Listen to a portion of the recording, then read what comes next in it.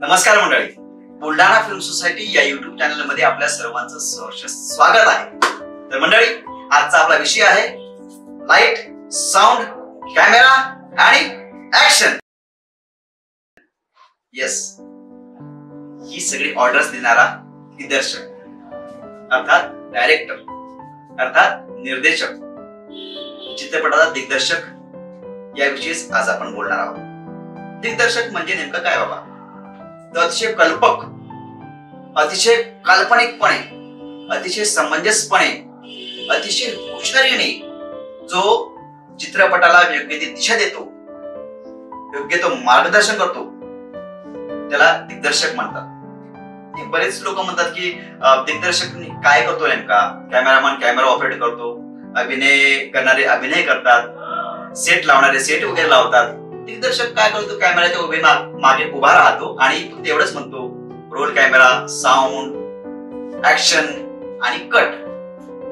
Action आणि cut एवढं म्हणणाऱ्या व्यक्तीला दिग्दर्शक म्हणायचं, त्याला एवढा भाव का द्यायचा बाबा? तर मंडळी, तुम्ही एक जाणून घ्या की ऍक्शन आणि कट या दोघांच्या मध्ये जी निर्मिती होते, म्हणजे जे प्रोडक्ट निघते, जे उत्पादन निघतं, त्याला शॉर्ट्स म्हणतात। आणि अशा अनेक शॉर्ट्सला जुळवून एक चित्रपट निर्माण होतो।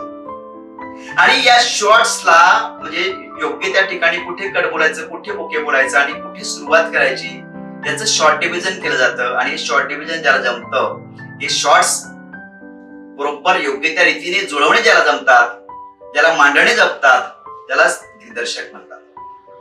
कसं आहे माहिती आहे मंडळी, दिग्दर्शक म्हटल्यानंतर बऱ्याच लोकांना अशी पण एक येते की दिग्दर्शकच सगळं कसं ठरवतो बाबा? म्हणजे दिग्दर्शक कथानक ठरवतो, दिग्दर्शक कथानकात कशा कशा पद्धतीने फ्लो जायला पाहिजे तो ठरवतो, दिग्दर्शक कॅमेरामॅनला अँगल्स सांगतो। म्हणजे कसं आहे माहिती का, आपण एखाद्या कॅमेराच्या तंत्राने, कॅमेराच्या माध्यमातून एखादी गोष्ट चित्रित करतो, चित्रण करतो, तेव्हा त्या गोष्टीतून किंवा त्या चित्रणातून काय ध्वनित व्हायला पाहिजे, म्हणजे त्या फ्रेम मधून नेमकं काय ध्वनित व्हायला पाहिजे, ती कला ज्याला जमते तो म्हणजे दिग्दर्शक। म्हणजे बघा, एखादा तुम्ही चित्रपट बघितला असेल, रोड, राम गोपाळ वर्माचा। त्या रोड सिनेमामध्ये राम गोपाळ वर्माने अक्षरशः कॅमेरा कुठे ठेवलेला आहे, कॅमेरा अँगल, तो दिग्दर्शकाचं कलाकृती आहे। ती दिग्दर्शकाचं ती काल्पनिक म्हणजे इमॅजिनेशन आहे, किंवा दिग्दर्शकाची ती निर्मिती आहे। त्याने कॅमेरा अँगल कसा ठेवायचा, तो कॅमेरामॅनला, सिनेमॅटोग्राफरला, डीओपीला समजून सांगतो की मला असा अँगल पाहिजे, ही फ्रेम पाहिजे, या फ्रेमला असं मूव्ह केलं पाहिजे। तर रोड या सिनेमामध्ये राम गोपाळ वर्मा यांनी कॅमेरा अगदी लो अँगलला ठेवलेला आहे। कायम रोड जसा दिसतो, रस्ता जसा दिसतो, त्याच पद्धतीने नेहमी कॅमेरा त्याने ठेवलेला आहे। दुसरा सिनेमा आहे राम गोपाळ वर्माचा भूत या सिनेमामध्ये राम गोपाळ वर्मा यांनी कॅमेरा कसा ठेवलेला आहे? अगदी टॉप अँगलला, जसा सीसीटीव्ही असतो, नेहमी तो कॅमेराचा डोक्यावर आहे, नेहमी कॅमेरा डोक्यावर आहे। म्हणजे ते कॅमेऱ्यातनं, त्या कॅमेऱ्याच्या माध्यमातून, त्या फ्रेमच्या माध्यमातून कथा माणसाला कळते, कथेचं म्हणजे काय म्हणतो त्याला, कथेचा जीव कळतो, नेमकी कथा काय आहे, नेमकं कशा पद्धतीने जाणार आहे। किंवा आपण स्वदेश नावाचा सिनेमा बघितला असेल, स्वदेश हा सिनेमा आशुतोष गोवारीकर यांनी दिग्दर्शित केलेला आहे। स्वदेश ही मोठी ग्रँडियर फ्रेम आहे, खूपच म्हणजे त्यांनी कॅमेराची फ्रेम अशी ठेवली की एकदम ग्रँडियर, स्वदेश देश एकदम म्हणजे असं मोठी फ्रेम ठेवलेली आहे स्वदेश मध्ये।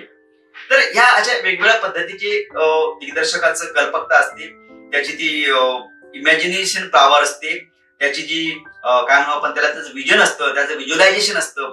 जो व्हिज्युअलायझेशन मध्ये परफेक्ट आहे तो दिग्दर्शक होतो। त्याच पद्धतीने दिग्दर्शकाला आपण असं म्हणूया की master of all trade, jack of all trade and master of none अशी म्हण आहे ना। म्हणजे प्रत्येक गोष्ट जे आहे, प्रत्येक गोष्ट त्याला माहिती आहे, थोडी थोडी, कशाचाच मास्टर नाहीये तो दिग्दर्शक असतो, त्याला प्रत्येक गोष्ट थोडी थोडी माहिती असते। कॅमेरा काय थोडासा माहितीये, पूर्ण कॅमेरा ऑपरेट करत नाही किंवा पूर्ण कॅमेरा त्याला येत नाही।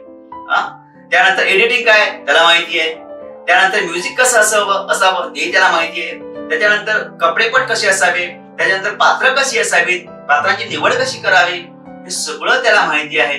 आणि लिखाण या संदर्भातही त्याला माहिती आहे, लिखाण कसं असावं। म्हणजे jack of all trade and master of none हा म्हणजे दिग्दर्शक।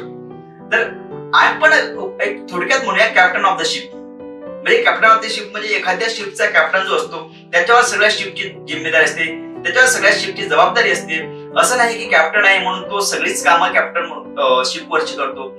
ही is only the captain of ship. दिग्दर्शकही त्याच पद्धतीने शिपचा कॅप्टन असतो, चित्रपटाचा दिग्दर्शक असतो आणि चित्रपटाला काय दिशा द्यावी, कशा पद्धतीने चित्रपट जावा हे तोच ठरवतो. आता बघा, दिग्दर्शकाचे वेगवेगळे प्रकार आहेत, वेगवेगळ्या जॉनरचे दिग्दर्शक आहेत. आपण जर पूर्वीचे पुराणी हवेली, अजून काय ते खुनी दरवाजा वगैरे असे चित्रपट ऐकले असतील, त्याचे दिग्दर्शक जे होते त्या दिग्दर्शकांचं नाव ऐकूनच आपल्याला कळायचं की हा दिग्दर्शकाचा असा हा हॉरर सिनेमा असेल. तर दिग्दर्शकाचं नाव ऐकलं की आपल्याला कळायचं की हा सिनेमा हॉरर असेल, है ना. किंवा आपण बरेच चित्रपट, कौटुंबिक चित्रपट बघितले. राजश्री फिल्म्सचे काही चित्रपट आहेत, राजश्रीचे प्रोडक्शनचे चित्रपट आहेत, त्याचे दिग्दर्शक आहेत.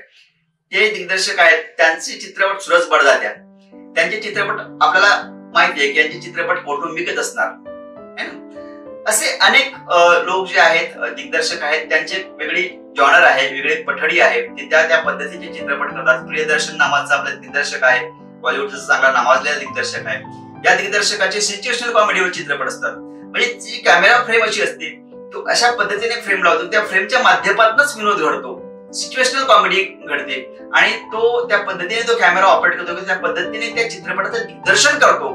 त्या पात्रांचं मॅनरिझम्स काय असतील, पात्र कसे वागतील, पात्र कसे बोलतील, या सगळ्या गोष्टीचा एकंदरीत सगळा मागोवा घेऊन सगळ्यांचं म्हणजे काय म्हणू आपण त्याला, एक ठरवणारा, म्हणजे एक फायनल टच ठरवणारा जो व्यक्ती असतो तो म्हणजे दिग्दर्शक. मंडळी, आतापर्यंत मी तुम्हाला सांगितलंच आहे दिग्दर्शन. डिरेक्टर म्हणजे नेमकं काय, मी तुम्हाला बोलले, डिरेक्टर म्हणजे captain of the ship. Director चित्रपटाला दिशा देतो. डिरेक्टर हा व्हिज्युअलाइज करतो चित्रपट, म्हणजे कथा वाचल्यानंतर जो सगळ्यात आधी जो चित्रपट बघत असेल स्वतःच्या डोळ्याने किंवा स्वतःच्या दृष्टिकोनातून, तो दिग्दर्शक बघतो आणि जसा तो चित्रपट बघतो, स्वतः इमॅजिन करतो, तसा चित्रपट तो पडद्यावर उतरवतो. कारण दिग्दर्शक हा खरंच फार महत्वाचा घटक आहे चित्रपट निर्मिती क्षेत्रामध्ये. त्याच्याशिवाय चित्रपट पूर्ण होऊ शकत नाही. कारण प्रत्येक गोष्टीला अंकुश ठेवणे, प्रत्येक गोष्टीवर अंकुश ठेवणे किंवा प्रत्येक गोष्टीला चालना देणे, फक्त अंकुशच ठेवणे नाही तर चालना देणे, तिला कशा पद्धतीने वळवायचंय ते सांगणे, तिला कशा पद्धतीने त्या ठिकाणी प्रेझेंट करायचंय, सादर करायचंय ते सांगणे आणि त्याला दिशा देणे, याचं काम दिग्दर्शक करतो.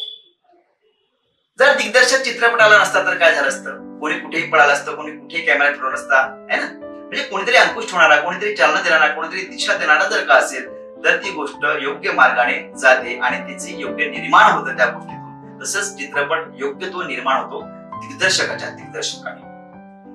डिरेक्शन तर कसं आहे माहितीये का मंडळी, मला एवढंच सांगायचं की डिरेक्टर बनत असताना आपल्याला अनेक गोष्टी ज्या आहेत, म्हणजे प्रत्येकाला वाटतं की मी डिरेक्टर आहेच. प्रत्येक जण डिरेक्टर असतोच, काही ना काही छोटं मोठं, काही नाही तो आपल्या पद्धतीने दिशा प्रत्येक क्षेत्रामध्ये आपापल्या पद्धतीने देत असतो. जशा पद्धतीने आपण म्हणूया की एखाद्या चित्रपट निर्माण करायचा आहे आणि तो चित्रपट निर्माण करायचा असताना अगोदर सगळ्यात आधी पटकथा लिहिली जाते आणि या पटकथेला चित्राचं स्वरूप देणे हे दिग्दर्शकाच्या हातात असतं. त्यावेळेस पटकथा कशा पद्धतीने जाईल, त्या पटकथेला कशा पद्धतीने त्याला चित्रित करायचं आहे, त्यानंतर शॉट्स कसे घ्यायचे आहेत, लॉंग शॉट घ्यायचा आहे, मिड शॉट घ्यायचा आहे, क्लोज घ्यायचा आहे, या सगळ्या वेगवेगळ्या गोष्टी आहेत, ठरलेल्या आहेत, पण कुठल्याही ठरलेल्या नाहीयेत. मी असं का म्हणतो माहितीये का, म्हणजे कुठल्याही गोष्टीची असे परफेक्ट म्हणजे असे ठोक ताळे नाहीत की ते बघा एखाद्या वेळेस एखादा सिक्सर मारायचा आहे एखाद्या फलंदाजाला, तर तो फलंदाज अमुकच यॉर्करला सिक्सर मारेल किंवा फुलटॉसला सिक्सर मारेल किंवा एखाद्या स्पिनला सिक्सर मारू शकतो. हे ठरलेलं नाही की तू फुलटॉस आल्यानंतर सिक्सर मारायचा आहे. त्या पद्धतीचे ठोकताळे नाहीयेत की किंवा क्लोज, त्या पद्धतीचे वास्तव ठोकताळे नाहीये किंवा वास्तव असं काही सांगितलेलं नाही किंवा ठरलेलं नाहीये की जेव्हा एखाद्या मुद्राभिनय घ्यायचा तेव्हा क्लोज घ्यायचा आहे, 2 व्यक्तींना दाखवायचे तेव्हा 2 शॉट लावायचा आहे, एखाद्या 4-5 व्यक्तींचा समूह दाखवायचा तेव्हा लॉंग शॉटच लावायचा आहे, असं ठरलेलं नाहीये. ते दिग्दर्शक स्वतःच्या विजननुसार, स्वतःच्या व्हिज्युअलायझेशन नुसार तो ते चित्रण करत असतो. तो त्या पद्धतीच्या फ्रेम लावतो. कारण काय माहितीये का, चित्रपट मुळातच गोष्ट अशी की चित्राच्या माध्यमातून, चित्रपट म्हणजे चित्राच्या माध्यमातून गोष्ट सांगता यावी, ती त्याच्यामध्ये डायलॉग्स किंवा ह्या गोष्टी कमी असाव्यात, पण चित्रांच्या माध्यमातून ती गोष्ट सांगता यावी आणि चित्र बोलके करावे आणि ते चित्र कसे बोलके होतील याचं सगळ्यात मोठं विजन जे असतं, दृष्टिकोन जो असतो, तो असतो दिग्दर्शकाकडे. त्याला माहिती आहे की ही फ्रेम मला कशी बोलती करता येईल, या फ्रेम मधनं मी लोकांना नेमकं काय ध्वनित करू शकतो, ही फ्रेम नेमकी लोकांना कशी वाटेल. सगळ्यात आपण एक साधा सोपं उदाहरण घेऊया. हल्लीच बरेचसे सुप्रसिद्ध असलेले दिग्दर्शक नागराज मंजुळे यांचं फॅन्ड्री हा सिनेमा आला आणि या फॅन्ड्री या सिनेमाच्या सर्वात शेवटी जी फ्रेम आहे ती फ्रेम अशी आहे की प्रत्येकाने या गोष्टीवर चर्चा केलेली आहे. ती फ्रेम अशी आहे की तो जो फॅन्ड्री जो आहे, जब्या त्यातला जे मुख्य पात्र आहे, तो सगळ्यात शेवटी त्या फ्रेमवर म्हणजे कॅमेरावर तो दगड फेकून मारतो. कॅमेरा म्हणजे काय, प्रेक्षकांचा डोळा. कॅमेरा म्हणजे प्रेक्षकांचा डोळा असतो, म्हणजे प्रेक्षकांवर तो दगड फेकतो, म्हणजे प्रेक्षकांवर दगड फेकतो, म्हणजे तो व्यवस्थेवर दगड फेकतो. म्हणजे त्या समाज व्यवस्था जी आहे ती अजूनही जब्याला गावाच्या बाहेर काढते. जब्याला अजूनही म्हणजे जी इक्वॅलिटी आहे, समानता आहे, त्या समाज व्यवस्थेत सामावून घेत नाही. ही समाज व्यवस्था आहे. या समाज व्यवस्थेला त्या जब्याने दगड फेकून मारलेला आहे. ही फ्रेम जी आहे किंवा हे चित्रीकरण जे आहे हे केलं कोणी, दिग्दर्शकाने. हे त्याच्या दूरदृष्टीतून, त्याच्या विजन मधून, त्याच्या व्हिज्युअलायझेशन मधून ते पुढे आलेलं आहे आणि ते त्याने ते चित्रीकरण केलं आहे. तर याचं प्रत्येक फ्रेम कशी असावी, त्या फ्रेम नेमकी काय सांगेल, याचं सगळं जे गणित असतं ते दिग्दर्शकाला माहिती असतं. त्यानंतर दिग्दर्शकाला त्याच्या विजनच्या अनुषंगाने तो ठरवतो की मला नेमके कशा पद्धतीचे कलाकार हवे आहेत, कलाकाराचं कास्टिंग, मुख्य पात्र मला कसं हवंय, त्याचा आवाजाची टोन कसा हवाय, त्याचं दिसणं कसं हवंय, त्याची उंची कशी हवी, वेगवेगळ्या पात्रांची नेमकी कशा कशा पद्धतीने मला निवड करायला हवी, या सगळ्यांचं सगळं जे मुख्य सूत्र जे असतं हाती, ते दिग्दर्शकाच्या हाती असतं. कारण सिनेमा सगळ्यात आधी दिग्दर्शकाने स्वतःच्या इमॅजिनेशन नुसार, स्वतःच्या कल्पकतेनुसार बघितलेला असतो. त्याने स्वतः सगळ्यांच्या आधी तो सिनेमा बघितलेला असतो आणि तोच सिनेमा तो प्रेक्षकांना चित्रीकरण करून दाखवतो. हे दिग्दर्शकाचं काम असतं. आणि व्हिज्युअलाइज करण्याचं काम ज्याला सगळ्यात चांगलं जमतं, व्हिज्युअलायझेशन त्याचं खूप सुंदर आहे. व्हिज्युअलायझेशनच्या माध्यमातून दृष्टी म्हणजे व्हिज्युअलायझेशनच्या माध्यमातून जो कुठली गोष्ट सांगू शकतो तो खरंच दिग्दर्शक होऊ शकतो. तर दिग्दर्शक होण्यासाठी अजून काय गोष्टी लागतील तुम्हाला सांगतो. दिग्दर्शक जर तुम्हाला बनायचं असेल, म्हणजे अनेक आता नवीन हुतुर लोक आहेत, त्यांचं म्हणणं आहे दिग्दर्शक व्हायचं असेल तर मला काय करावं लागेल. अनुभव घ्या, वाचन करा, जे पण मोठे मोठे दिग्दर्शक त्यांच्याकडे अनुभव घ्या, बरेच दिवस काढा, कशा पद्धतीने दिग्दर्शन करतात, ते स्क्रिप्टचं वाचन कसं करतात, स्क्रिप्टचं शॉर्ट डिव्हिजन कसं करतात, स्क्रिप्टचं शेड्युलिंग कसं करतात, ओके. त्यानंतर लोकेशन हंटिंग कसं होते, लोकेशनची रेकी कशी होते, लोकेशन कसं शोधलं जातं, त्या लोकेशनवर कशा कशा पद्धतीने शेड्युलिंग केलं जातं, तिथे कशा पद्धतीने, बरं ह्या सगळ्या गोष्टी तांत्रिक झाल्या, तांत्रिक गोष्टी कशा तो हँडल करतो. याच्या व्यतिरिक्त तुम्हाला अजून गोष्ट एक लक्षात घ्यावी लागेल, दिग्दर्शक इतक्या सगळ्या 5, 50, 100 क्रू मेंबर्स सोबत कसं जमवून घेतो, हे पण फार महत्वाचं आहे. कशा पद्धतीने तो सगळ्यांशी, म्हणजे आपण म्हणूया ना, कस्टमर रिलेशनशिपची कोर्स आहे तो दिग्दर्शकाकडून पण शिकायला हवा. कारण त्यांच्यासोबत कसं जमवून घेतो, प्रत्येकाकडनं काम कसं काढून घेतो, हे पण एक कौशल्यच आहे आणि ते प्रत्येक दिग्दर्शकाला जमतं असं नाहीच. असे अनेक दिग्दर्शक आहेत ज्यांनी आपापल्या पद्धतीने सिनेमाची निर्मिती केली किंवा सिनेमाचं दिग्दर्शन केलं, आणि असे अनेक लोक आहेत जे संपादक होते, म्हणजे संकलक होते, एडिटर होते, ते दिग्दर्शक झालेले आहेत. अनेक छायाचित्रकार ते सुद्धा दिग्दर्शक झालेले आहेत. अनेक पटकथाकार, लेखक ते सुद्धा दिग्दर्शक आहेत. कारण त्यांचं विजन क्लिअर आहे.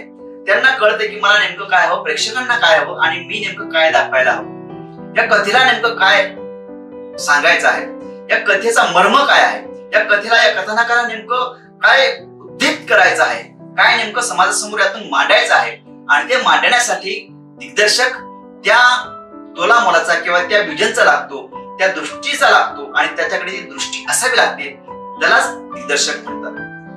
तर मंडळी, दिग्दर्शक म्हणून जर का तुम्हाला करिअर करायचं असेल तर माझा एकच सल्ला आहे की तुम्ही, मी जसं मागे म्हणालो की तुम्ही एखाद्या दिग्दर्शकाकडे अनुभव घ्या, काही दिवस काम करा, हे तर आहेच, म्हणजे तुम्ही सह दिग्दर्शक, सहाय्यक दिग्दर्शक म्हणून कुणाकडे काम करायचं आहे, ते प्रॅक्टिकल काम तुम्हाला करावंच लागेल.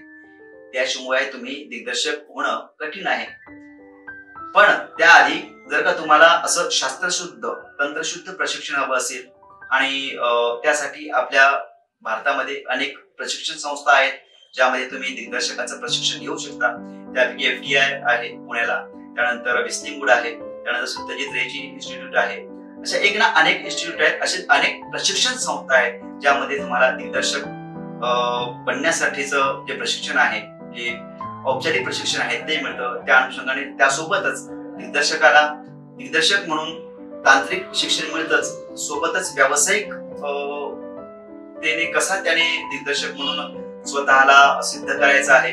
या व्यावसायिक लागेबंध काय असतात नेमके दिग्दर्शक होण्यासाठी? नेमकं दिग्दर्शक झाल्यानंतर त्याला अनेक गोष्टींना सामोरं जावं लागतं. अगदी बजेटिंग सुद्धा हल्लीचे दिग्दर्शक करतात. चित्रपटाचं बजेटिंग कसं असावं, कुठल्या म्हणजे एक कथा वाचून दिग्दर्शक सांगू शकतो नेमकं चित्रपटाचं बजेटिंग काय जाईल बाबा, त्याचं लोकेशन काय असेल, याचे कास्ट काय असतील, त्याचं 1 करोड बजेट जाईल, 2 करोड जाईल, 10 करोड जाईल, 20 करोड जाईल, किंवा 5 करोडचा चित्रपट आहे पण दिग्दर्शक ठरवतोय की मी हा 5 करोडचा चित्रपट आहे, मी 1 करोडच्या बजेटमध्ये सुद्धा बनवू शकतो.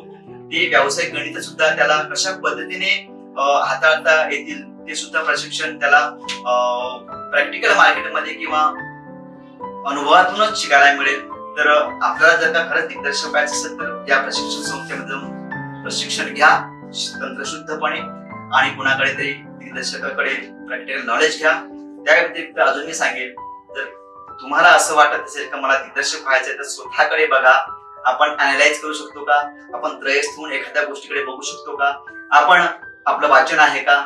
आपल्याला आपलं सामाजिक भान प्रॉपर आहे का? आपल्याला एखाद्या गोष्टीकडे फ्रेमच्या माध्यमातून कसं बघता येईल? एखादी गोष्ट 2 व्यक्ती एक गोष्ट बघतात पण दोघांना वेगवेगळी ती गोष्ट दिसते, बरोबर? जसे 2 व्यक्ती कुठली एखादी गोष्ट बघतात, एखादी गोष्ट व्यक्ती बघतो की बाबा नदीचं पात्र जे आहे ते खळखळ वाहत आहे आणि दुसरा म्हणतो नाही रे, नदीचं पात्र जे आहे ते अर्ध सुकलेलं आहे, त्या ठिकाणी खूप म्हणजे असं तप्त ऊन आहे आणि ते अर्ध सुकलेलं पात्र आहे. पण दुसरा व्यक्ती जो आहे त्या पात्राकडे वेगळ्या दृष्टीने बघतो. हे तुमची दृष्टी, तुमचा दृष्टिकोन कसा आहे यावरही तुम्ही ठरवा की तुम्ही दिग्दर्शक बनायचं आहे, नाही बनायचं, आणि बनायचं आहे ते नेमकं काय करायचं आहे. तुम्ही हे जे रूल आहेत हे फॉलो करा आणि तुम्ही नक्कीच यशस्वी दिग्दर्शक व्हाल, हीच माझी तुम्हाला सांगणे आहे. तर मंडळी, तर तुम्हाला हा व्हिडिओ नक्की आवडला असेल तर लाईक करा. यासारखेच अनेक व्हिडिओ आम्ही घेऊन येणार आहोत. दिग्दर्शक हा विषय फार मोठा आहे, प्रचंड मोठा आहे. हा विषय जर मी तुम्हाला एकदम सविस्तरपणे चर्चा करायला लागलो तर मला वाटते की 4 तास सुद्धा कमी पडतील. कारण याच्यामध्ये अनेक आपण कांदा कसा बनवतो त्याला अनेक हे असतात, लेयर्स असतात, तसे अनेक लेयर्स या दिग्दर्शक या विषयाला आहेत. तर हा विषय मी सविस्तरपणे फार खोलात जाऊन चर्चा केलेला नाहीये. याविषयी आपण अजून वेगवेगळ्या टप्प्यांमध्ये बोलूयात. तोपर्यंत आपल्याला नमस्कार. पण मंडळी, या चॅनलला लाईक करा, शेअर करा, सबस्क्राईब करा आणि कमेंट करायला विसरू नका. आणि हा कार्यक्रम कसा झाला किंवा हा एपिसोड कसा झाला हे मला निश्चितपणे कळवा. धन्यवाद.